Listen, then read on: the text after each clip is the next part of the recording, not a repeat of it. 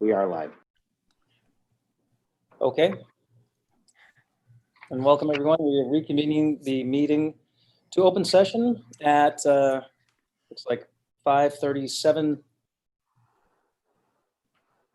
p.m.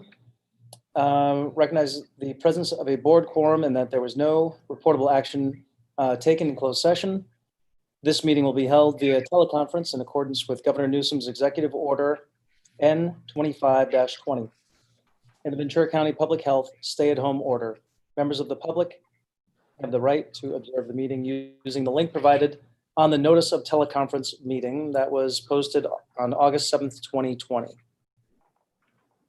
So welcome to the regular meeting of the Moore Park Unified School District Board of Education via teleconference, Tuesday, August 11th, 2020. Let's see, Rayleigh, will you call the roll? Yes. Scott DeTore? I heard him say present. Okay. Jeff Donabedian? Here. Robert Perez? Here. Nathan Sweet? Here. Ute Van Dam? Here. Okay. Okay. Number 5, we'll do the Pledge of Allegiance. All rise, place your right hand over your heart. Ready, begin. I pledge allegiance to the flag of the United States of America and to the republic for which it stands, one nation, under God, indivisible, with liberty and justice for all.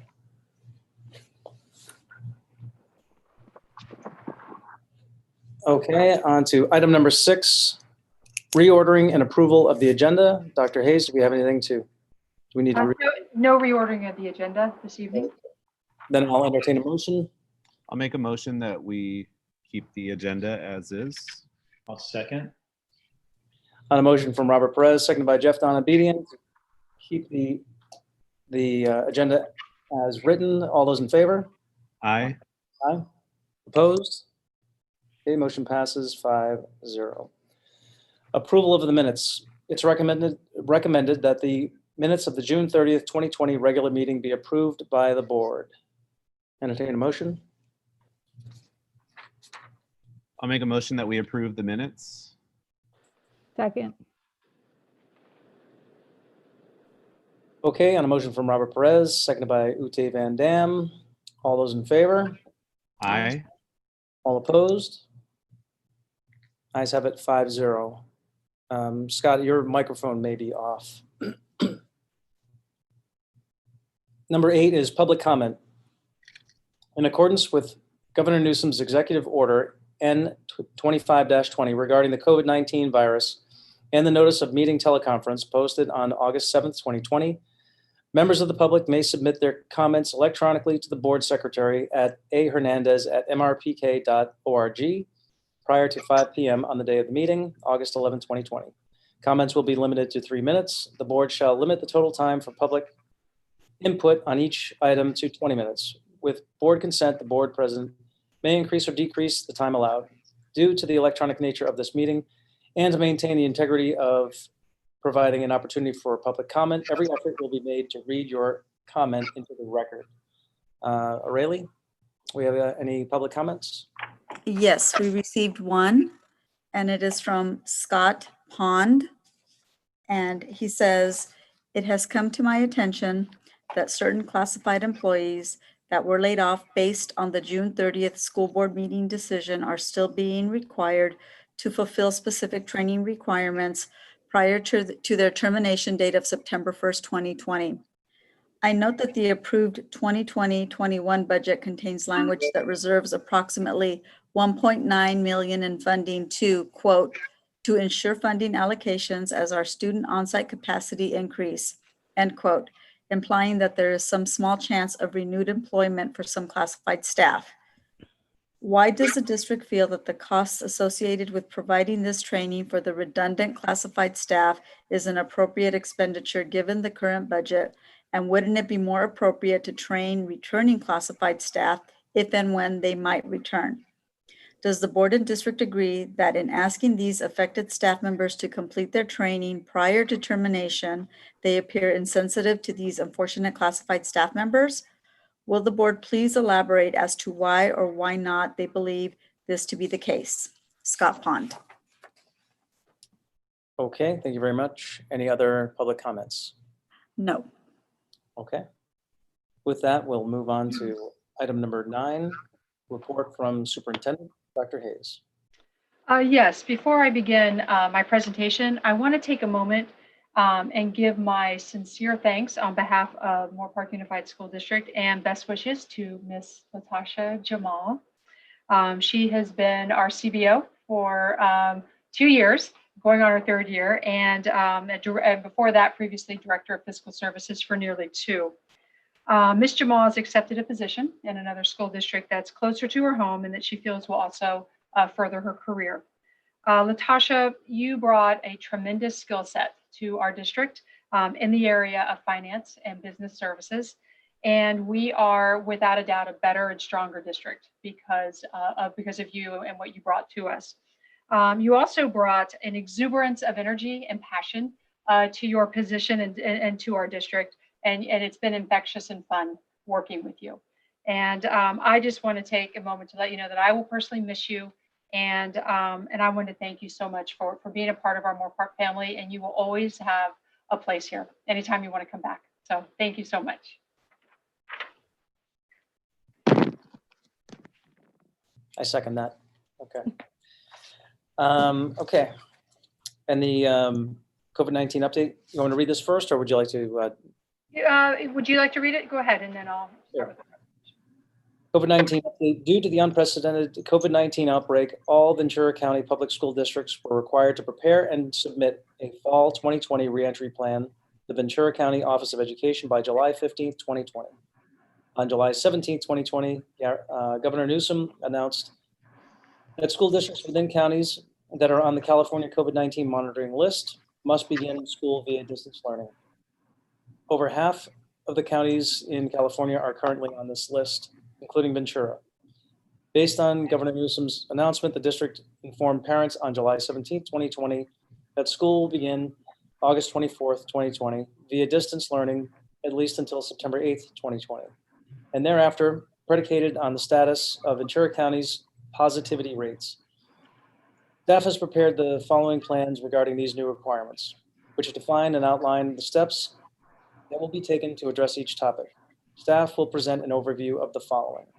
Any action taken will be at the discretion of the board. MUSD COVID-19 return to work, school safety plan, child care information, distance learning plan during school closures, and COVID-19 funding. Dr. Hayes. Okay, thank you. So we're going to provide an overview of the following documents. I'm going to go ahead and take myself off camera so I can navigate several resources, and but I will be back. Okay. So we've been working on several plans this summer in response to COVID and in an effort to safely reopen our schools. We are going to talk about our MUSD. You can do the next slide, David. Our MUSD COVID-19 plan. This first plan was required by the Ventura County Public Health Department as well as the Ventura County Office of Education. And our plan has been submitted, and I'm pleased to say that it has been approved. The return to work and school plan includes much of the MUSD COVID-19 plan, but it is more specific to our school site locations. The distance and blended learning plan is we're going to share our schedules for distance learning that, so when we open up August 24th, we are ready to go. We will talk about our child care plan. We also are working on a learning loss mitigation plan that's technically called Learning Continuity and Attendance Plan. And that is going to go to the board and must actually be approved by the board in September. The other plans that do not necessarily need to be approved by the board, but the board has the discretion to take action to approve if they want. Certainly, it's important for the board to be a part of the discussion. And then finally, Dr. Leisure will talk about the extensive employee training that has been going on and will continue. Next slide. MUSD COVID-19. So this plan, as I said, has been approved. It contains 8 key components, and the components were required, and we developed this plan with stakeholder engagement. Next slide. One of the main components is identifying 2 district liaisons who will be trained in contact tracing by Dr. Levin's team at the VCPH. And one of them had to be a public health, our school nurse. And in Ventura County, it was agreed upon that all the superintendents would take the 2nd place. So the training is forthcoming, and this is so that we will be ready when a concern arises with a positive case. The next key component is promoting healthy hygiene practices.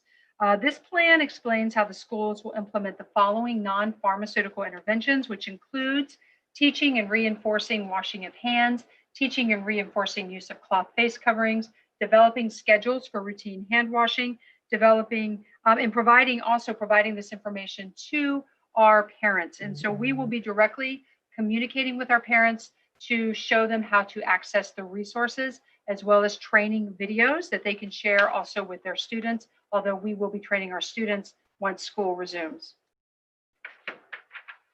The next key component is plans for intensifying cleaning, disinfecting, and ventilation. Our maintenance and operation team has been working actually since last spring, and they have been fully trained in cleaning, disinfecting, and ventilation.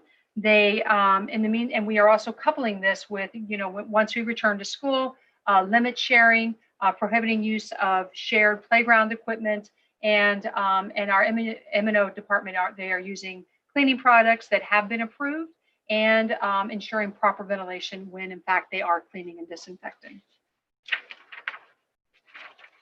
The next key component, plans for implementing distancing inside and outside the classroom. We sent teams of that also included our principals to each school and to measure our typical classrooms to see how many students could be placed in a classroom while maintaining at least 6 feet between all individuals. In our typical classrooms, that's anywhere between 12 and 15 students.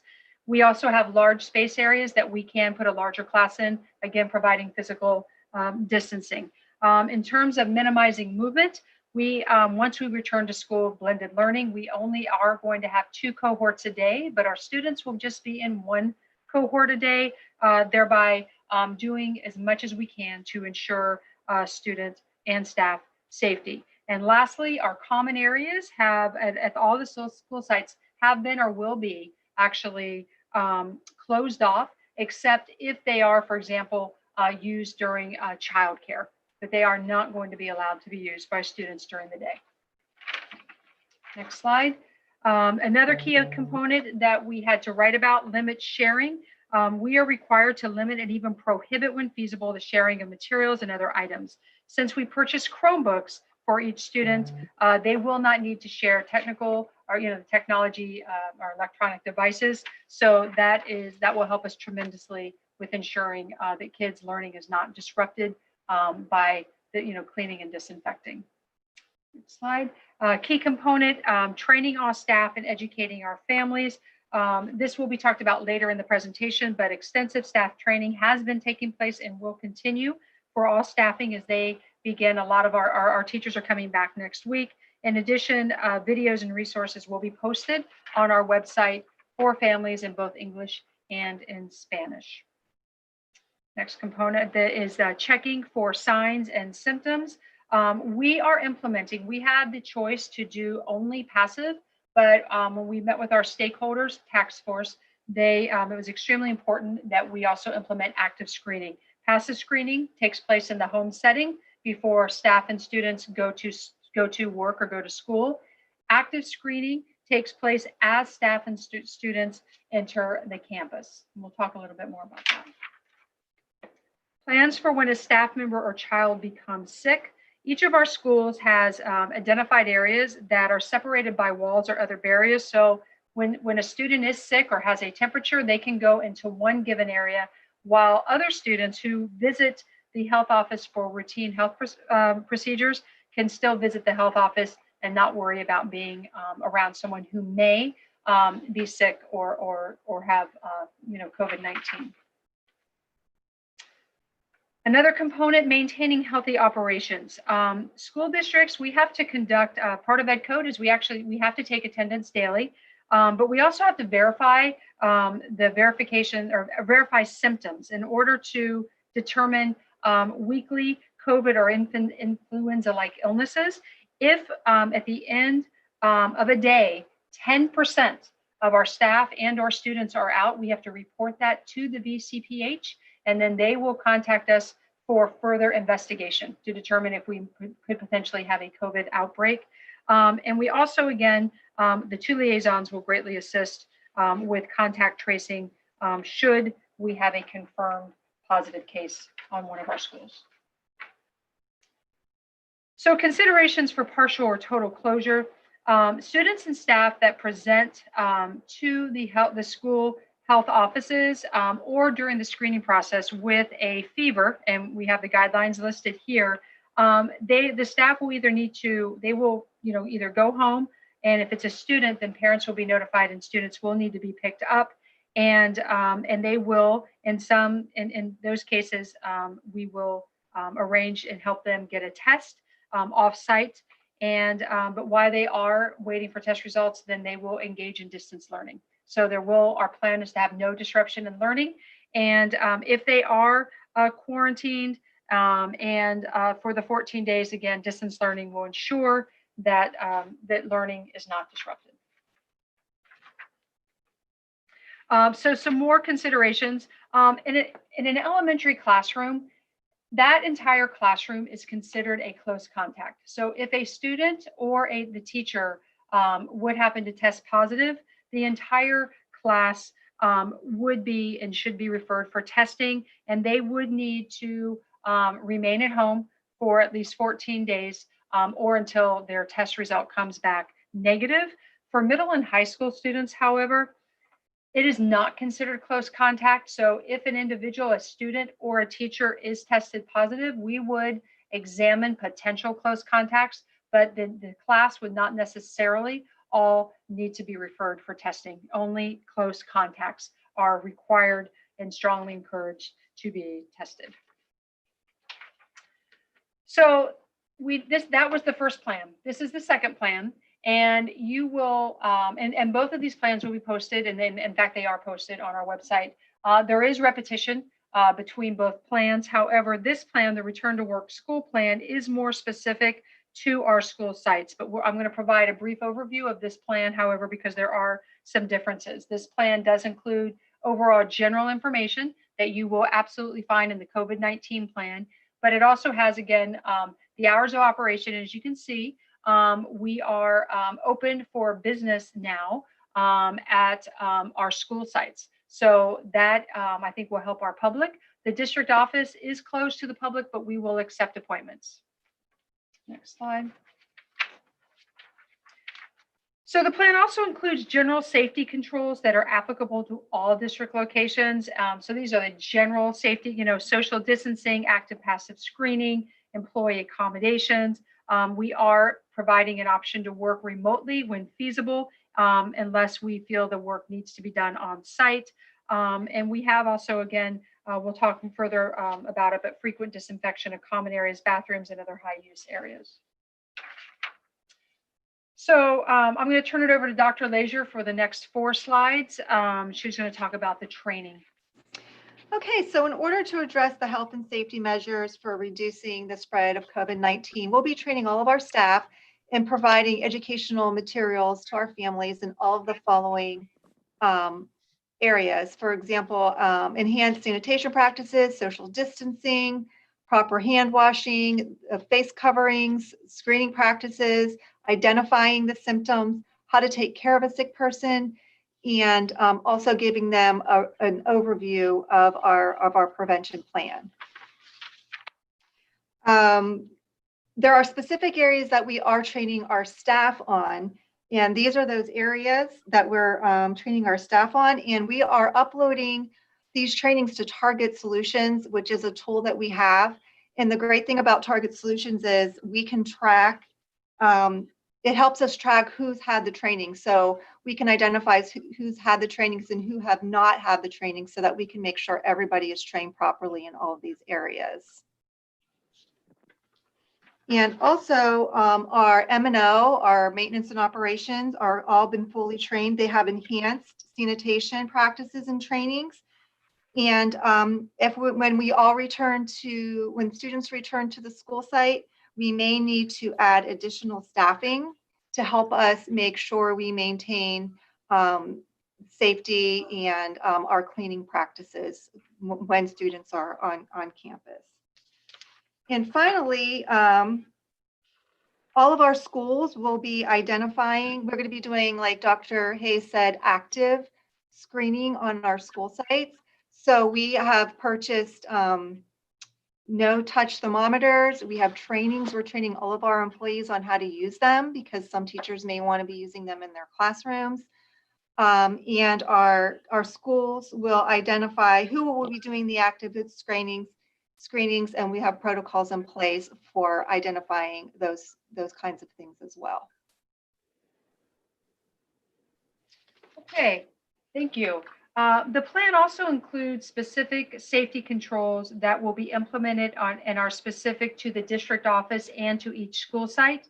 Again, some of the ones that we have talked about, but active screening, face covering requirements, the 6 feet social distancing, we will have areas marked off, cleaning and disinfecting protocols, campus access, which we'll talk about, student training, limit sharing, student transport, and plan for handling sick persons. So for the child nutrition meal distribution during distance learning, we would issue meals between 10:45 and 11:45 at every school site. So no matter what school students are tied to, they can actually just take their student ID and scan a meal. Once we go into a hybrid model, we would also still distribute a meal in the same curbside manner. It'll be a grab and go, but we will serve cohort A on campus and cohort B off campus. Everyone would have a physical barrier. The child nutrition staff will have proper PPE, which would include gloves, which will be changed out every 15 minutes, as well as face coverings and disposable masks as well. All right, and cleaning and disinfection, this is obviously an extremely important part of our return to work and school plan. High touch classroom surfaces, such as door handles, light switches, etc., are going to be cleaned 3 times daily.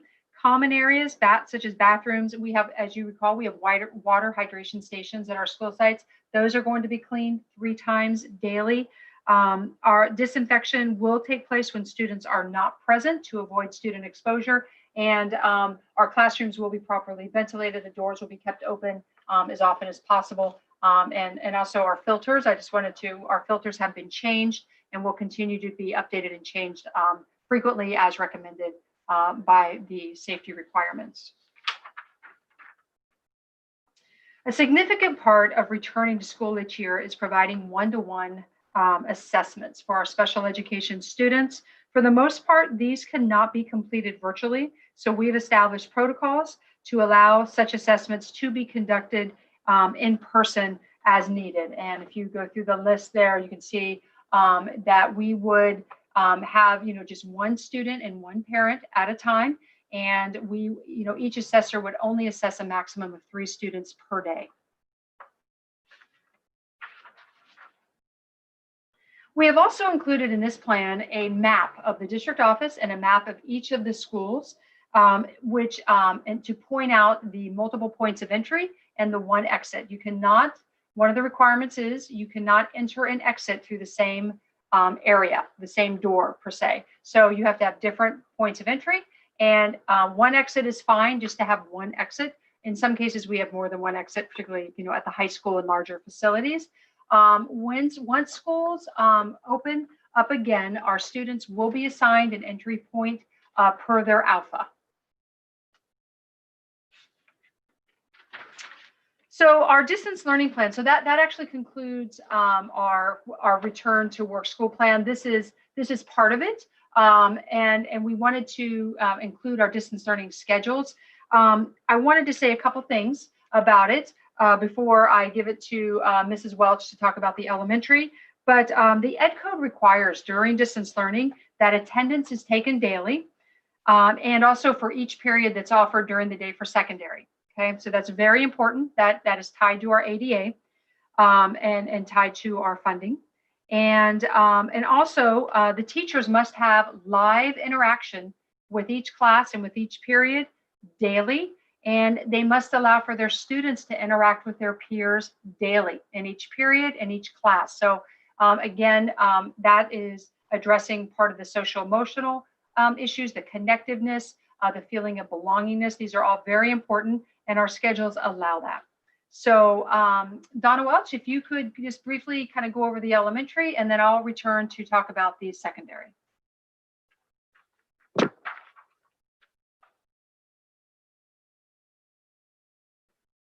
And Donna, you may be on mute. We can't hear you. Sorry about that. So the elementary distance learning plan does mirror the elementary blended learning plan, so that we could have a nice, easy transition back into the classroom. We have 2 cohorts, just like we had in the blended learning. We have cohort A, that is from 8:15 to 10:45, and cohort B, which is from 11:45 to 2:15.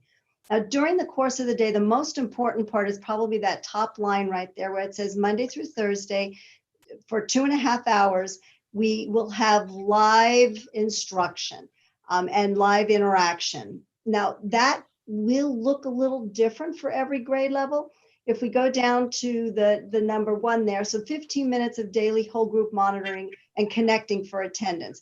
Kindergartners online, it could take up to 30 minutes. 4th and 5th grade, once we start, when they get used to it, that might only take 10 minutes. So really depending on the grade level, you might see some changes here, but the important part is that there will be 2.5 hours of instruction daily. There'll be 90 minutes of daily live instruction in ELA, math, and our ELD and any other enrichment activities that the teacher might want to provide at that time. There'll be social studies, mini lessons, independent practice. Those lessons could be live or recorded. And at the end of every cohort, the teacher will be coming back with a whole group and making sure that all of the students understood what their jobs were for the rest of the day or the next morning. So if you, David, if you could skim down a little. In the very beginning, we said it was 2.5 hours of instruction that's in the classroom, but the instructional minutes are different. So TK and K still needs an additional 30 minutes that they need to complete outside of the classroom. 1st and 2nd grade needs an additional 80 minutes of work that will be provided to them. And 3rd through 5th will need an additional 90 minutes in order for us to get the full instructional minutes that we are required. Friday looks a little different. Elementary, as you know, does have a teacher planning day in the afternoon. So instead of the 2.5 hours of instruction daily, it's 2 hours. And then there's the 30 minutes of that live instruction. So we have 15 minutes in the morning. We have the 60 minutes of live instruction, 30 minutes of independent practice, small group, ELD, and then it will once again close down those last 15 minutes to make sure that the students understand what they need to do for the rest of the day. Where you'll notice that they do have more work, independent practice work that has to be completed on a Friday because they're not in the classroom as long. So there's 60 minutes for TK and K, 110 minutes for 1st and 2nd, and then 3rd through 5th is 120 minutes. Thank you. Okay, so the secondary, and it is the same for middle and high school. They are both required to have 240 minutes, instructional minutes a day. You will see here that the secondary schedule, we wanted to have a schedule that was structured, that was both structured as well as flexible. And flexible meaning that once the teacher has interacted live with the students and provided a lesson, provided checking for understanding, explaining material, that the students could then have the choice to stay in the class and do independent work, their homework or additional work to keep, pace with the course, or if they would rather wait till the evening to do the work. That's a family, a home decision, but we wanted to, and we also wanted to avoid having our students in front of the camera or in front of the computer screen for 6 or 7 hours a day. So you will see here we have the secondary schedule has a 0 period Monday through Thursday, and it's an hour long. The class will start live with all students in the class taking attendance, establishing the agenda. And there is a minimum of 20 minutes of live academic instruction, up to 30 minutes. But we want to encourage teachers not to spend much more than 30 minutes. And then for the remaining time, again, students would be, they would be held accountable for the additional material, and they would then be able to make the decision to do the work then and there for the remaining time up until the next class, which is at 8:30, or that may be a time they choose to take a break and do that work later. From 8:15 to 8:30, teachers who are teaching 0 period will invite students to, Google Meet with them if they haven't, to see if they have any questions, and also at the end of the day, Monday through Thursday as well. So the first class of the day, before I get into that, we did make the decision, although we are having 2 classes a day for blended learning, we have 3 classes a day for distance learning while we are all in a distance learning model, so that the teacher would have more time with his or her students during the time when they are unable to physically see or be with their students. And we also wanted during this time to make sure that classes were offered every other day. So for example, on this first day, this would be period 1, but it's a rolling. So it's 1, 2, and 3 on one day. The next day is 4, 5, and 6, and then it goes back to 1, 2, and 3, then 4, 5, and 6. The first Friday will be 1, 2, and 3. The next Monday would be 4, 5, and 6, and it continues to roll. So you can see here the classes from 8:30 to 10. It's a 90-minute class. Again, it is required that the students are there to report live with their teacher. The teacher will take attendance, establish the agenda, and provide live academic instruction for a time period of 30 to 60 minutes. And that will vary according to the lesson, but it can be in smaller chunks. So they may do something at the very, very beginning, and they may require their kids to come back at 9:30 or 9:45 to finish up with live instruction. And that's going to be, depending on the teacher and the course being taught. Again, the students, if the teacher says, I have 30 minutes of live instruction, the remaining hour is going to be your time. It does allow the students to get off of the computer if they want, do independent reading or whatever else work they have. Or if they, don't want to do anything, that would be a family decision. They can do it at night. So that's period 1. There will then be a 15-minute break. We will go on to the second class of the day. It's the same type of, setup, 10:15 to 11:45. Every class starts live.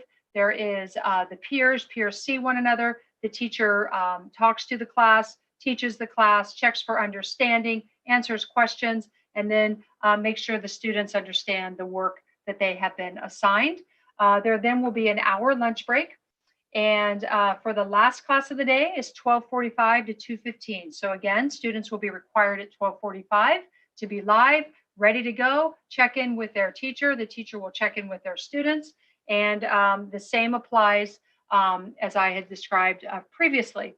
We then get to office hours. So from 2:20 to 3 o'clock, Monday through Thursday, those are times that the teachers reach out to students. And it's also a time that students, if they have questions that they've articulated during the course, the teacher can say, you know what, this is coming up. I'm going to Google Meet with, with several students who are having this same question or same challenge. And so that teacher will invite them, and they'll do a Google Meet from this time. So there's 40 minutes every day assigned. And we are going to, our teachers are going to be very proactive in reaching out during this time via email, via Google Meets. It may be to students and or their parents. If they did not do well on a test or quiz, if they have missing assignments, we really want to increase the proactive nature of the teacher reaching out to students during this time.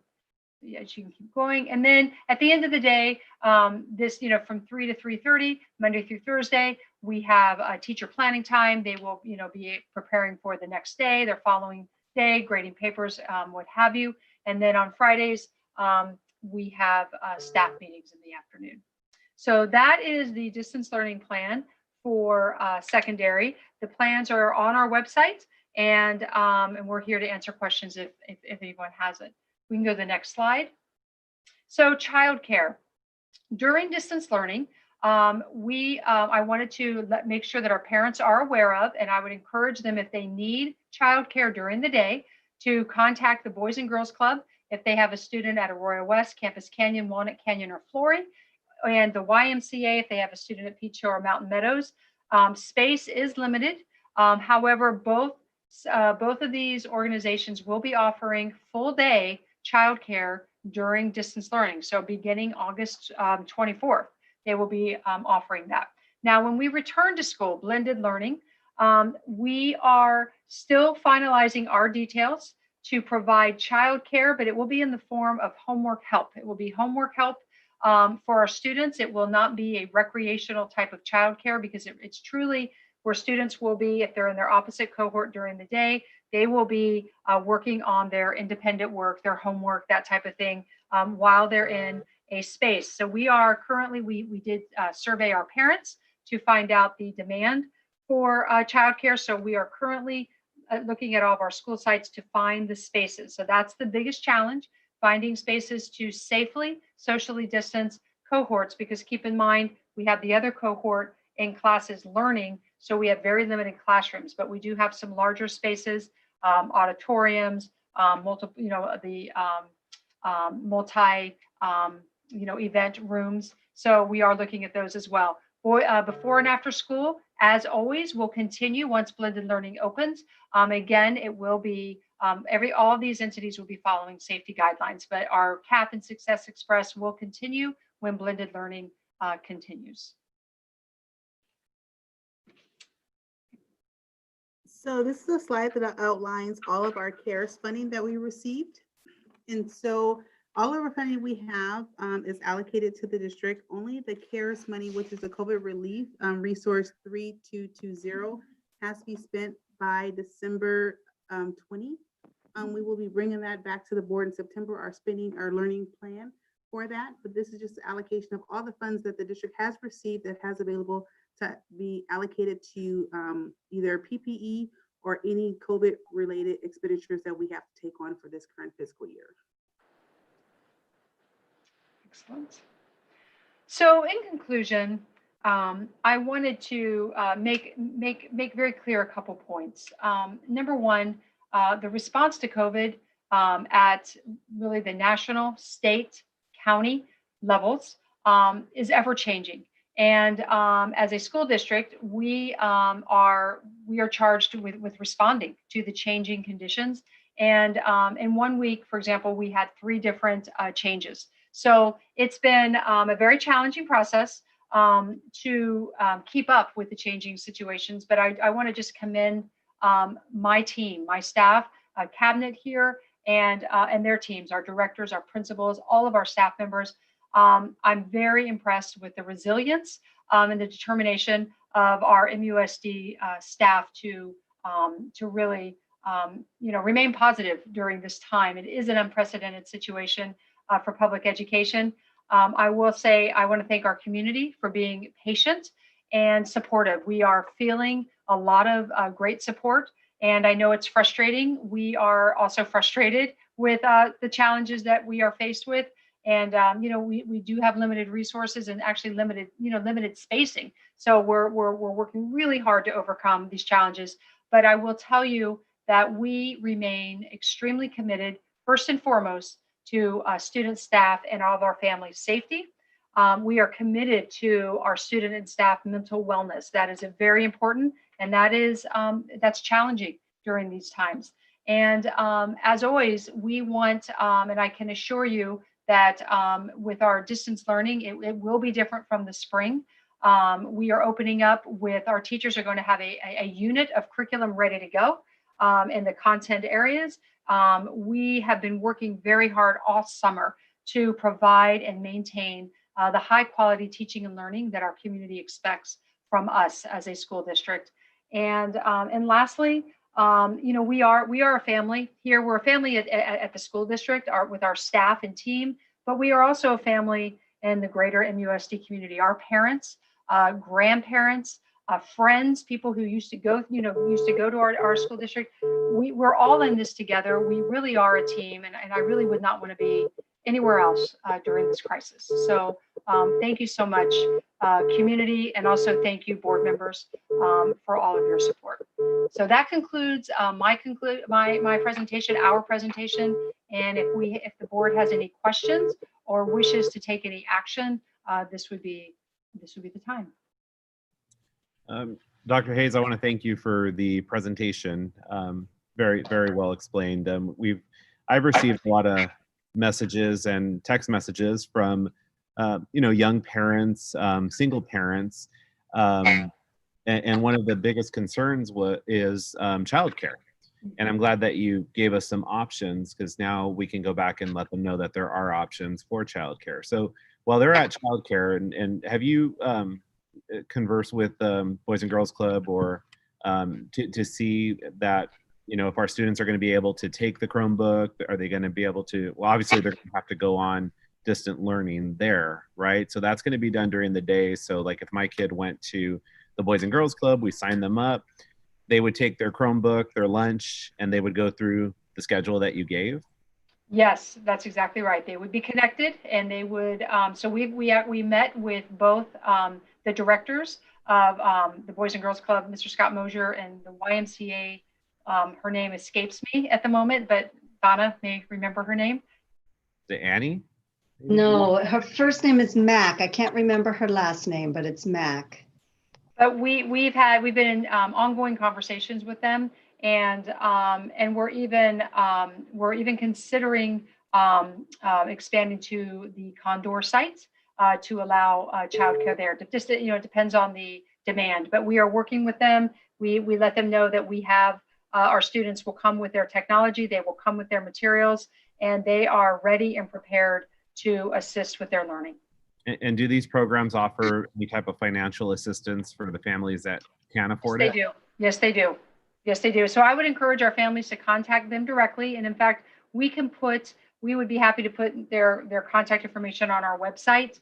But they're taking calls now. So I would encourage families to act quickly if you think it might be something that you need. Okay. And then the other phone calls I get are from grandparents. And they want to make sure that they're not going to be teaching the students when they get dropped off at their house.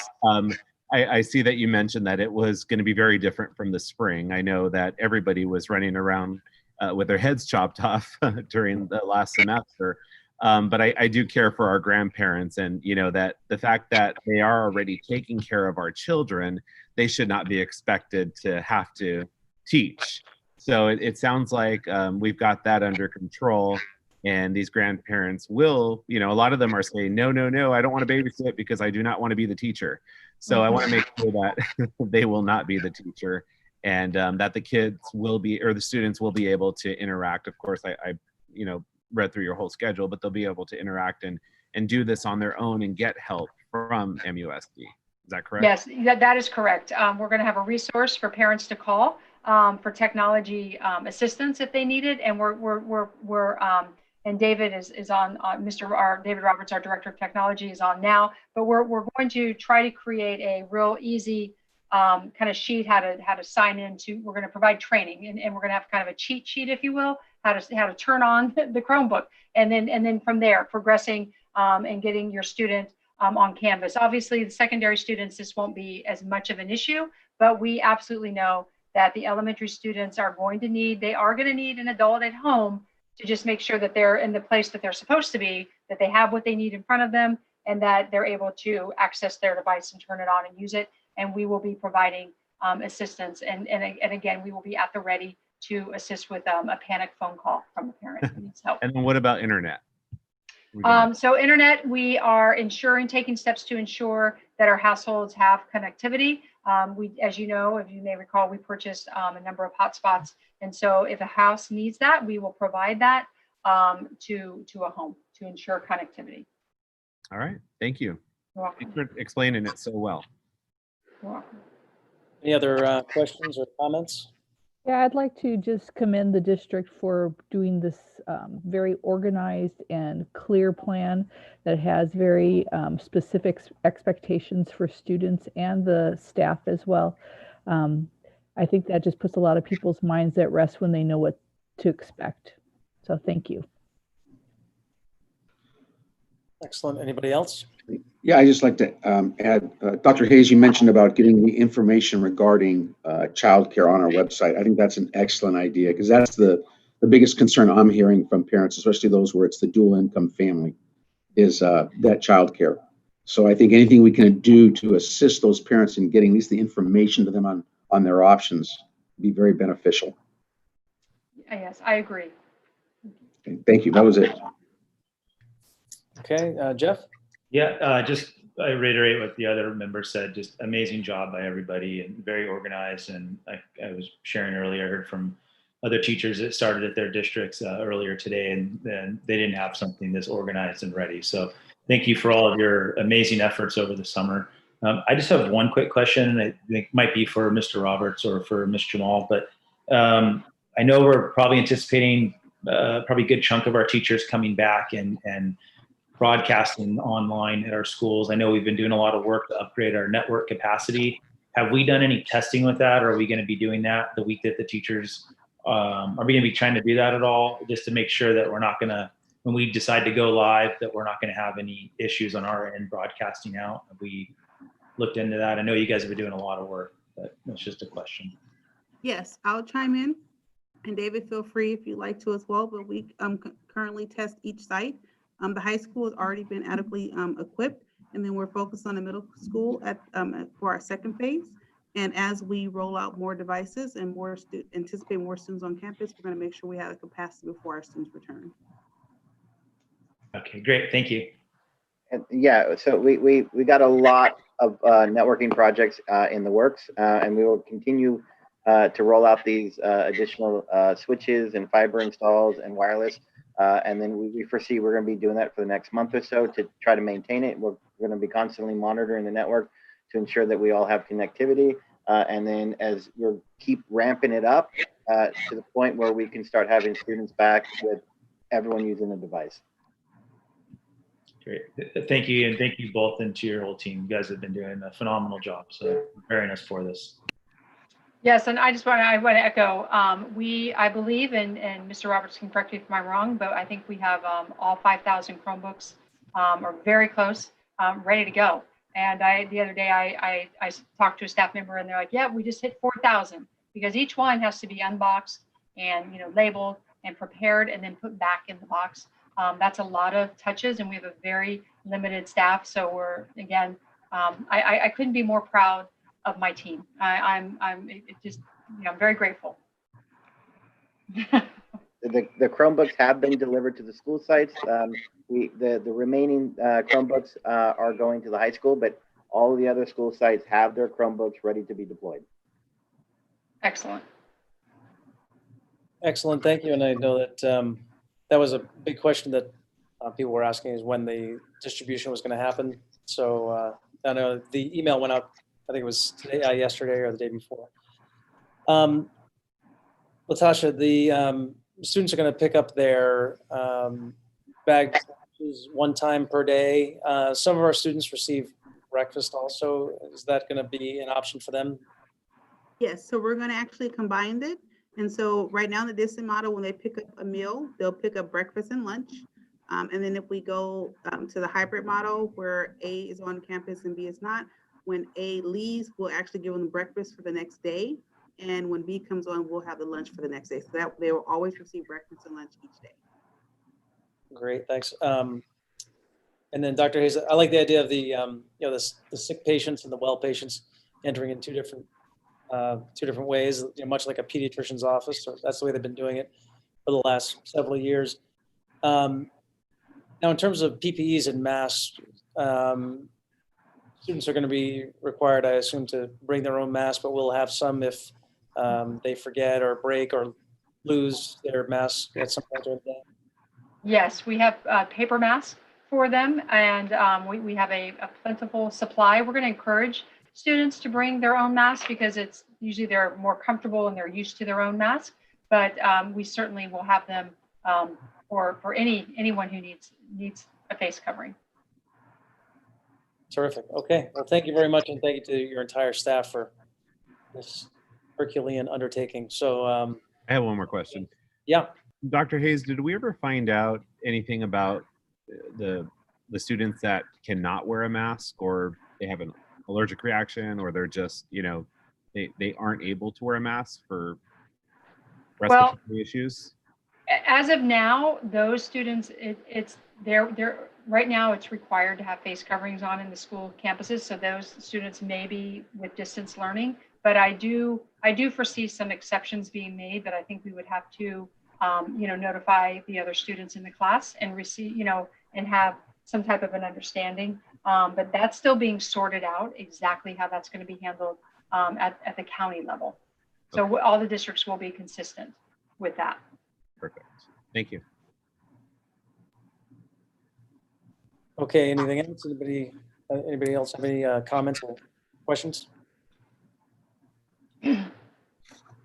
Okay, then that's it for all of your presentations for your superintendent report. Okay.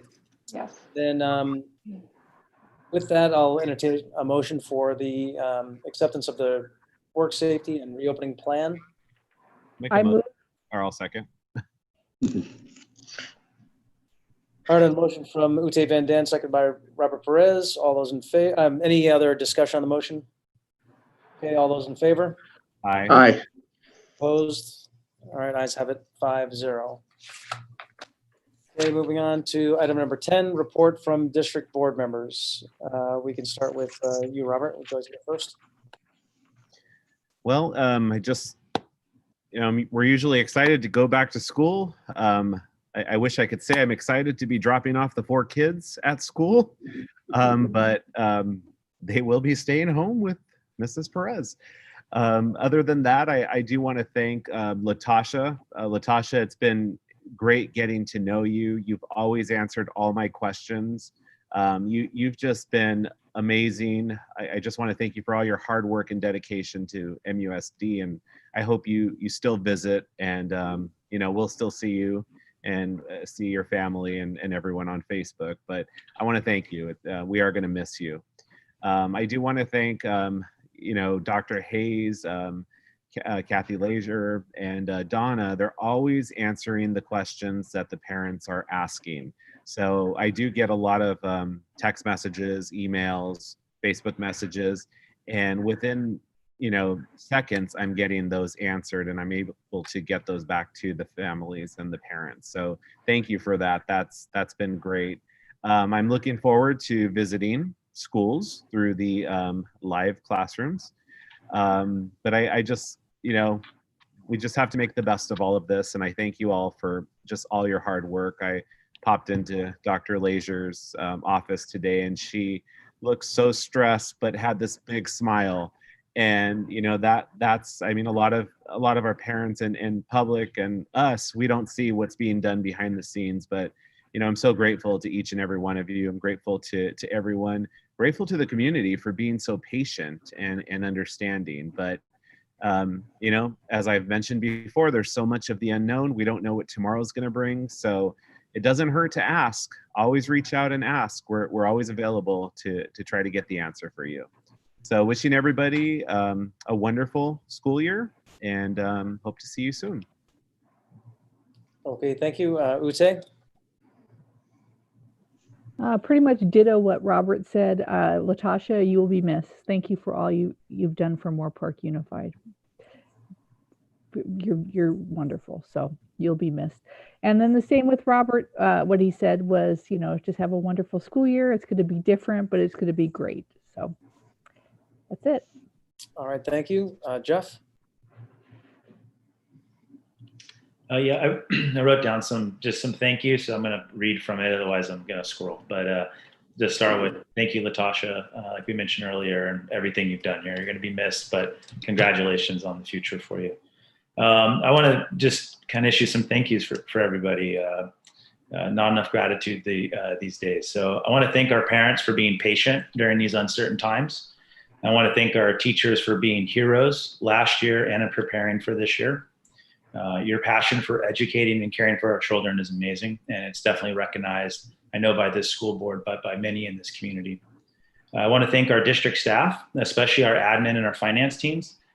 You've done an extraordinary job preparing for the unimaginable of what you're going through right now. It's amazing to watch what you guys are putting together. And then every time you seem to do it, something changes, and it changes 3 times before you're ready for the next one. So it's greatly appreciated by us and the community. And then a huge tip of the hat for our maintenance team. You guys they've been hard at work over this summer, getting projects done, getting repairs done, overseeing projects, completing projects. The schools look great for whenever kids do get to go back. But they look amazing, and we want to thank you for making our campuses beautiful, safe, and clean for when we start heading back. And that's it. Great, thank you very much. And I'd also like to say congratulations to Scott Dettori and Ute Van Dam on running unopposed in their re-election bid. And good luck to all the candidates running in the new trustee Area 5. And thank you very much, Latasha, again, for all you've done for us and your hard work and your sense of humor. So thank you for all you've done for us over the last 3.5, 4 years. You'll be missed for sure. And then obviously, to reiterate, a huge thank you to all the administrators, teachers, classified, for all their hard work in prepping, and this has been a constant moving target. You have to be extremely flexible to deal with all the changes that are going on week to week. So thank you very much for all your hard work and dedication towards our students, and to the parents and students also. Thank you for being flexible and helpful, and good luck with this upcoming school year. I know that our teachers are out there trying to deliver the best education possible for our students. So thank you for that. Okay. Scott, did I get you on this? No, you didn't. Okay. Well, really, all of you have covered everything I would have said. So I'm just going to keep it very short. Just thank you to everyone. Latasha, I want to specifically mention you, though. You were always there for me, helping me understand some of this crazy math that you have to do on a daily basis. So greatly appreciated. And as our board president just said to everyone else, this is unprecedented times. Like, it's almost, to me now, almost cliche. It's an understatement. It's way beyond, at least in my lifetime. It is the most unprecedented time. But I want to thank everyone for their patience and their flexibility and their durability. All our staff, MNO, CSEA, MEA, our parents, especially. I know there's some frustration out there because things keep changing. And please know your board is just as frustrated as you are. But if we stick in this together, if we have each other's back and we stay patient, we're going to get through this. So that's it. And that's it. We're going to make the best of this. We're going to all do well, and we're going to come out better on the other end. Thank you. Thank you, Scott. Well said. Obviously, save the best for last. So, okay, on to item number 11, board items for action discussion. Looks like we have none, unless somebody has someone that they'd like to add. Otherwise, we'll move on to item number 12, consent action. Items proposed for the consent calendar are noted on the posted agenda and are considered by the superintendent to be of a routine nature. Any item may be removed from the consent calendar at the request of any board member and placed under the appropriate action category. A roll call vote will be taken for the consent calendar so that any items requiring a roll call vote can be properly addressed. It's recommended that all consent items be approved. Does anybody want to pull any individual items? Make the motion that we approve all consent items. Second. Okay, on a motion from Robert Perez, seconded by Ute Van Dam. Any discussion on the motion? Okay, Aurelia, will you call the roll? Yes, Scott Dettori, Aye. Jeff Donabedian, Aye. Robert Perez, Aye. Nathan Sweet, Aye. Ute Van Dam. Aye. Okay, with that, we move on to item number 19. It's recommended that the board approve the reference consulting agreement between the district and Pearl A. Lazuka for services in the area of public school financial and business operations for the period of August 17, 2020 through June 30th, 2021, if needed. Dr. Hayes.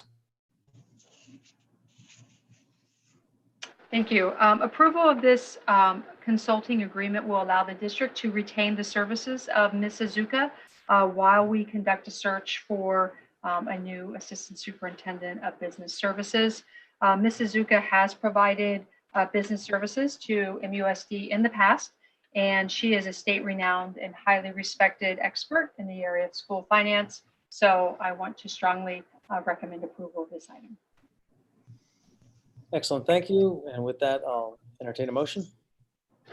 Just, Mr. Chief, just real quick, some information I think Dr. Hayes shared with me is there's, 5 current CBO openings in the county, and they're all struggling to find really qualified people to fill those positions. So I just want that information out there just so people realize this is, sometimes consultants are great, but right now everyone's trying to find a really good qualified person, and Latasha leaves some big shoes. So just want to put that out there. And with that, I would like to make a motion to approve this agreement. I'll second that. Okay, and a motion from Jeff Donabedian, seconded by Robert Perez. Any other discussion on the motion? Okay, all those in favor? Aye. Opposed? Ayes have it, 5-0, and welcome Ms. Azuka for back to MUSD. Happy to have you. Okay, item number 20. It's recommended that the board approve the employment of the following employee on the basis of a provisional internship permit for the 2020-2021 school year. Employee Brandy Nakila, teacher resource specialist, subject mild to moderate, grades K-5, and at Peach Hill Academy. Dr. Hayes. Yes, school districts are permitted to hire teachers in hard to place positions. And if you recall, the board took action earlier, or actually last school year, to identify hard to place positions. Special education is one of those areas, and provided the candidate has completed a certain amount of coursework with transparent board approval, we can hire what we call PIP, which is a provisional internship permit. So we recommend approval of this item so that we can fill a hard to fill position at Peach Hill. Okay, thank you. I'll entertain a motion. I'll make a motion to approve. We'll go with Scott Story this time. How's that? And seconded by Robert Perez. Any other discussion on the motion? A quick question for Yes. Dr. Hayes. Just Dr. Hayes, do we know how close Ms. Nakila is to completion? Well, I think I would defer to Dr. Leisure because she Okay. actually has the specifics of her application. Yes, well, we work with their university. We have a partnership with their university and they have to, it kind of depends on the university too, what they allow. They've determined that she is eligible for an internship, and in return, we will give this teacher additional support throughout the year, so that she's, we're not going to send anybody up for failure, that she's successful through the year. It's it's exactly the amount of units she has. I can't answer that, but we have an MOU with the university, and we work closely with them. And they are allowing her to do this with us. Okay, very good. Thank you. And I believe Jeff was that second on that motion.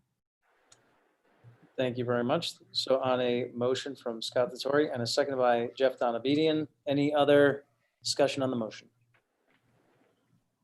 In that case, all in favor? Aye. Aye. Opposed? Okay, motion carries 5-0. On to item number 21. In accordance with Education Code Section 35186, school districts must provide quarterly reports to disclose any Williams uniform complaints filed for the period of April 2020 through June 2020. Attached is the Moorpark Unified School District's July 2020 quarterly report on Williams uniform complaints, indicating that no complaints were filed with any school in the district this quarter. This information is for public reporting purposes only, and no board action is required. Okay.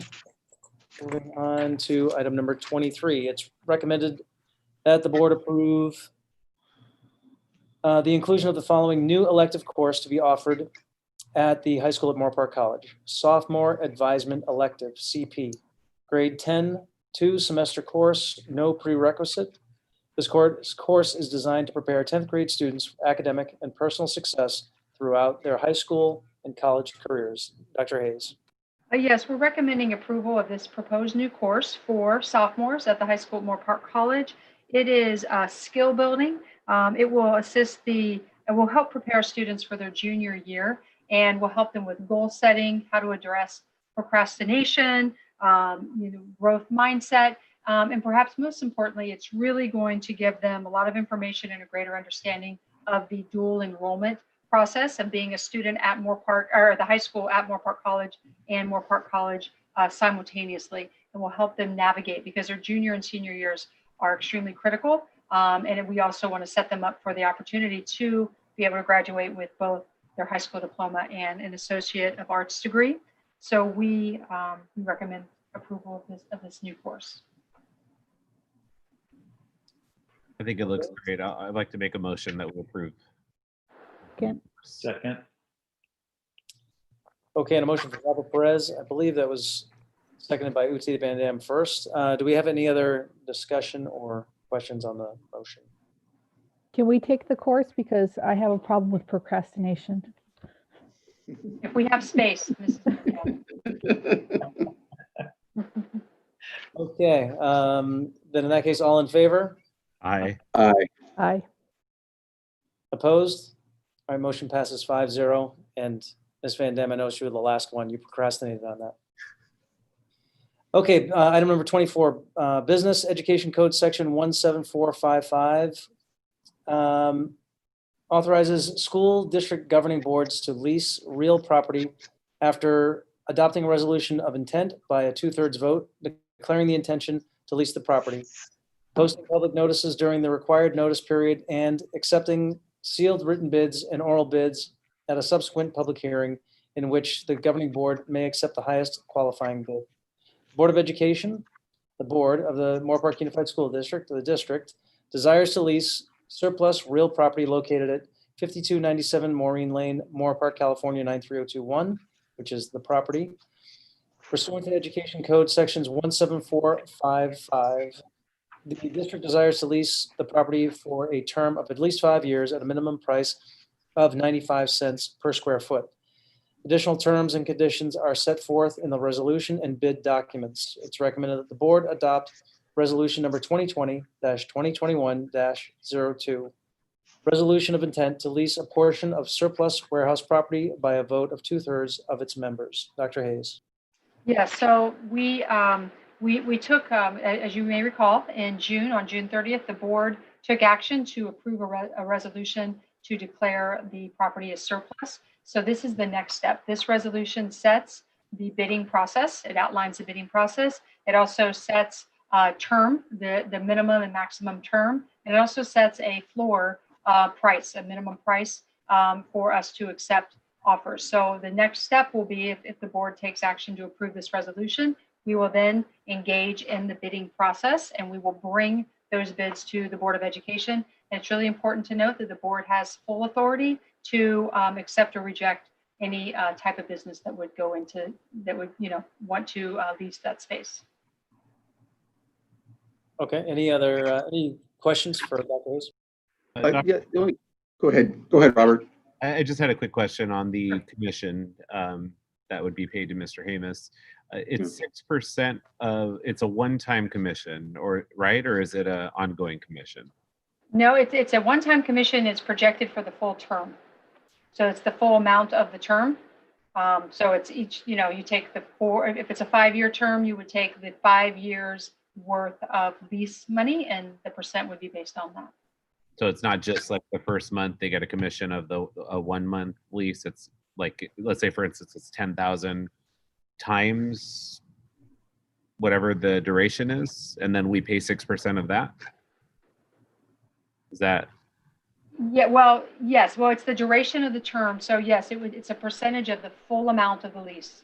That's correct. So if it's $100,000 a year and it's a 5-year lease, then it would be paid 6% on $500,000. and that's a one-time payment, or is that broken up into? I believe it's a one time, but one time. Okay. Any other questions, comments? Actually, that was my question, was on how the commission was going to work. So I'm good. Thank you. And that's very common in that type of field, just right, Dr. Hayes? Yeah.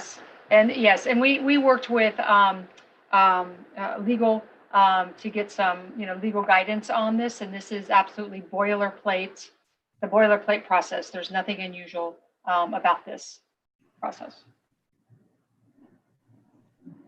Okay, anybody else? In that case, I'll entertain a motion. I'll move. Second. On a motion from Scott Totori, seconded by Jeff Donabedian. Any other discussion on the motion? All those in favor? Aye. Opposed? Ayes have it, 5-0. Item number 25, the Board of Education took action on March 9th, 2020 to approve the purchase and installation of technology equipment upgrades and network cabling upgrades with cost to be paid and funded by the Technology Department 40% and E-rate 60%. The district has been notified that the E-rate funds will not be available or allocated until April 2021. Staff met with the Board Finance Subcommittee to discuss temporary funding options until E-rate funds are allocated. It was determined that the district general fund will be used as the funding source. The E-rate funds allocated and awarded for this project will be applied to another technology project need that will be brought to the board at a future meeting. This is an informational item only, and no board action is required. Dr. Hayes, do you have any comments or input? Yes, I mean, we met with our finance committee because we wanted to discuss changing the funding source of a previously approved board item. We were anticipating using E-rate funds, but the E-rate funds will not be available till April. And under normal circumstances, we may have decided to wait until April, but it's critical that we have an upgraded network system. As Mr. Donabedian asked that question, will our classrooms be ready for multiple users of Chromebooks once we reopen? So we determined that it was necessary. It was a critical matter. And so we met with our board finance committee to get their recommendation and to explain to them the change in funding. But the E-rate funds that we qualified for do not go away. So we'll use those for just another project that will be needed anyway. So it's in a way, you could consider it an even amount of expenditures, but we're using the general fund now for this project, but now we have money set aside with E-rate funds that will be available in April for another needed project. Okay. Do we have any input or comments from our finance subcommittee? No. I really appreciate you guys getting us together to discuss this with us and the changes. I know it's a rather large dollar amount and the urgent need for it. So I appreciated just us to be made aware of it and to have our input on it. So thank you for that. Excellent. And thank you for the subcommittee for meeting during COVID and during the summer. Okay, it says no board action is required, so we'll move on to item number 30, district policies.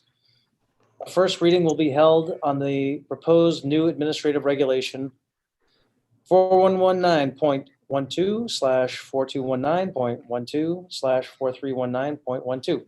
Title IX, Sexual Harassment Complaint Procedures. Following the first reading, it's recommended that the board waive the second reading and approve the regulation as presented. Dr. Hayes.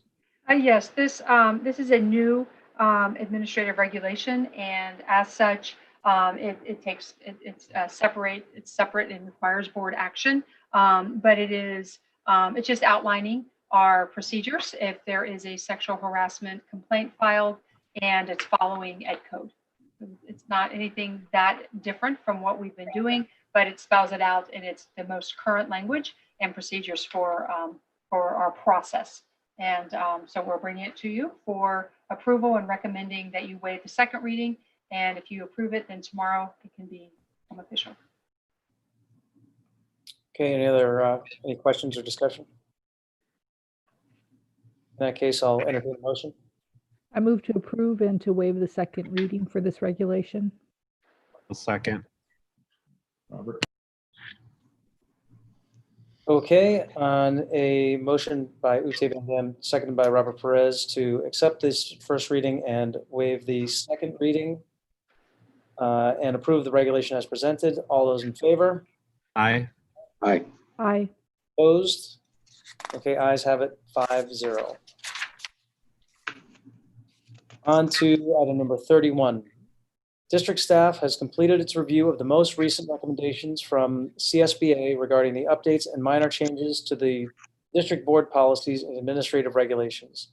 The reference staff report summarizes the proposed changes and updates regarding the 4000 series.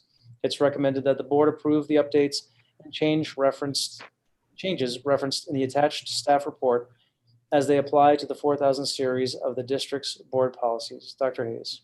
Yes, these are CSBA 4000 series, which fall under personnel. And this reflects our continuing efforts to uniformly continue to adopt the most recent board policies that are consistent with California Ed Code. There's no significant changes in any of these board policies. Otherwise, we would pull them out and have the board individually address them. So we recommend approval. Okay, thank you. And I'll entertain a motion.